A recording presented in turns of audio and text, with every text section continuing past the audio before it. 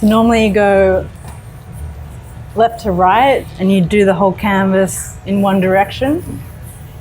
And then it's a process of sanding and then going vertically up and down, and then letting that dry and then sanding and doing it again. For my works, they're very detailed and I have very smooth surface. I really spend a lot of time preparing the canvas. I think it's a way of like getting used to the painting before you begin, in a way. It's like getting to know each other. I don't think I'd ever have a studio assistant to prime my canvases, because I think for me it's kind of a really important aspect, as nerdy as that sounds. And then in the world of acrylic, I use a range of different paints, and I use acrylic for a lot of my underpainting.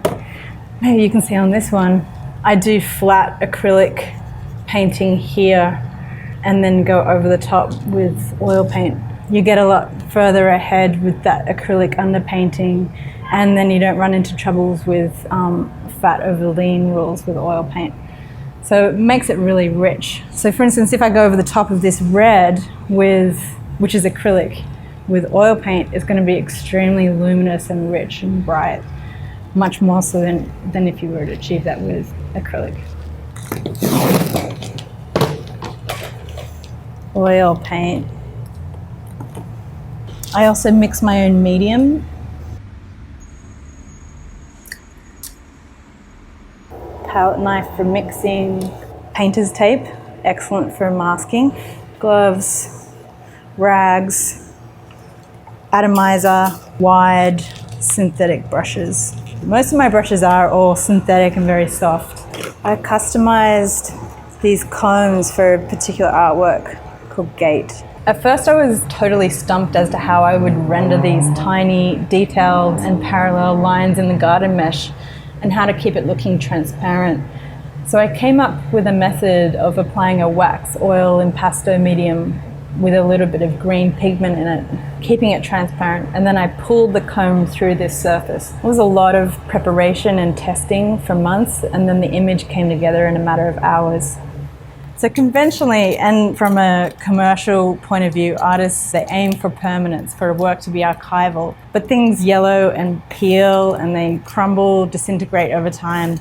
So for longevity, you need to use acid-free materials, properly seal the support with a binder, which is like a glue. In the old days, they would use rabbit skin glue. So there's no yellowing or leaching, so the canvas doesn't rot. And then following this, you should prime it, giving it a clean, chalky surface for the paint to adhere to. So for something to be archival, it might also involve UV-resistant varnishing, like I had to do in a painting called Christmas Bush. So fluorescent paints, like the orange in that painting, are particularly fugitive in light. Maybe you decide that you don't need your artwork to be archival or permanent, and maybe you don't even need to use nice quality paper or prime the canvas necessarily. The pigment from the candy will bleed into the paper and leave these kind of watercolor effects. So this is raw canvas, and in this atomizer I've got water mixed with a little bit of a wetting agent, so it allows for the paint to really seep in, dye the fabric.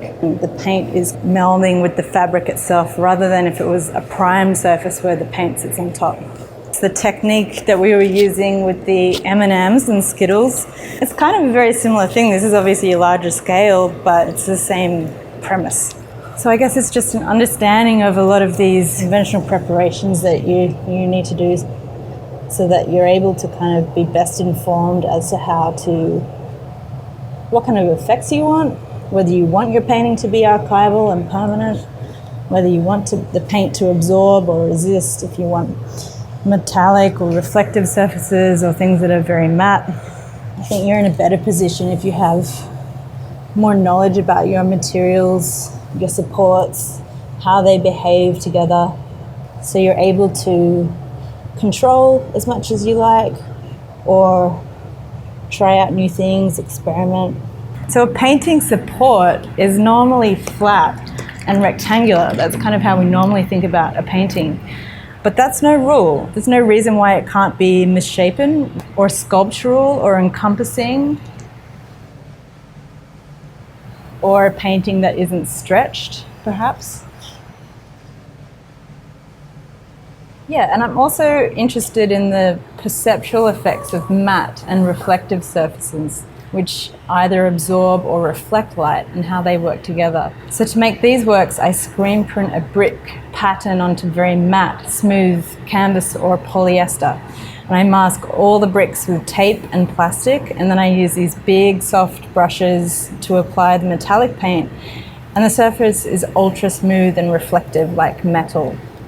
So there's a really nice material transformation in these works, from the photograph of the brick to a screen print to paint on linen, which appears like metal. It's Alchemy Paintworks, Jason Brown. Yeah, welcome to the paint shop. This is what we refer to as our Spray Booth 1. We're doing like testing right now in here, and mainly clear coats and small sprays. Yeah, this is Aaron Young. We're testing different spray patterns. The artist wants to look like a spray can, but with a custom color of translucent blues and oranges and reds. There's a photograph mounted to an aluminum structure, and the artist has given us an indication where they want the paint to end. He actually wants us to match from another photograph a specific color. He wants the technique to be controlled, and to give a sense of the spray can, but to ultimately adhere properly and to look a certain way. Ordinarily, to get things to adhere properly, you want to combine mechanical bonding with chemical bonding. So abrading it, sanding it, scuffing it, that will give you the mechanical bond. And then a lot of the primers that are used actually chemically bond with the metal. But in other cases, we're not getting either of that, so it's holding on by surface tension purely. So it's delicate. This is to show us the opacity. And then we have a little bit of aluminum that we're testing it. The white is reflecting through the paint to make it more intense. Yep. And this aluminum has a certain hue to it. How do we keep it clean? Well, the way that it works is that air is filtered through many stages, and this last stage is the top, the plenum. It's pushed through this filter and only allows very fine dust and debris to come through, much smaller than a human hair. And then the air comes down and cascades around a work. We have two motors, actually. One is pushing air in and one is pulling air out, and they work together. They actually work by wavelength and frequency, and they work together. If one is going too fast, then the other one speeds up. And if one is, to keep it consistent. Yeah, it's all digital, Early on, I worked for a sign company in Tribeca, a neon sign company, and occasionally they would want signs painted, and it was like a basement with wood floors, dusty, with a light bulb hanging from a wire, and a fan in the window with bird feathers blowing around, and the criticism of the paintwork led me to investigate for myself. So I looked into it and realized that, how important all the various aspects are, the clean air, the work environment, the materials, how old they are, they expired, the tools. Then I got a job working for Jeff Koons, painting for him, traditional oil, around 98, 99. So eventually at Jeff Koons' studio, after a while, he got back into sculptures, and he had the foundry producing aluminum works. And there was so many details that it made more sense for him to do it in the studio. And so he essentially allowed me the opportunity to become his in-studio paint professional, and to learn about all the aspects of it, and set up an environment. It was that